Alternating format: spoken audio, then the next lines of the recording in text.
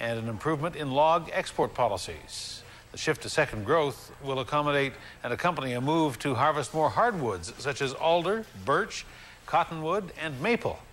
The province will also work to develop markets for hemlock and balsam. It will improve the viability of First Nations forest tenures. And beginning February 1st of next year, log export fees are going to be linked to the softwood lumber export tax.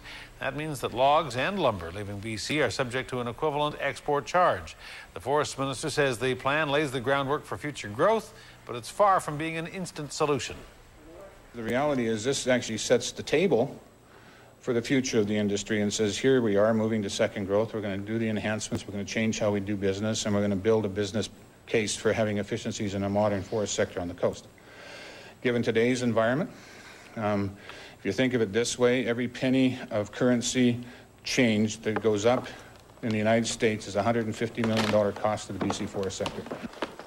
Forestry union representatives are critical of the plan to shift more to second growth harvesting, saying that amounts to borrowing from the future. So what they're doing now is they're saying that you can cut trees at a younger age and basically borrow from the future on the prospect that this fertilization will lead to more growth in those forests in the future. So they're actually asking us to borrow against the future to log more second growth now. And environmental groups are slamming the plan as well. They say it lacks sustainable thinking.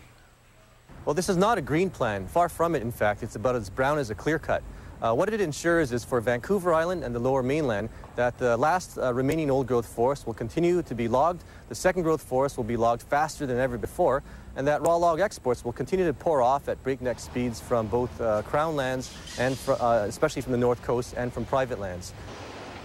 The Western Canada Wilderness Committee also says the part of the plan that deals with raw log exports is too inadequate to have any real impact on the flow of raw logs leaving the island and BC.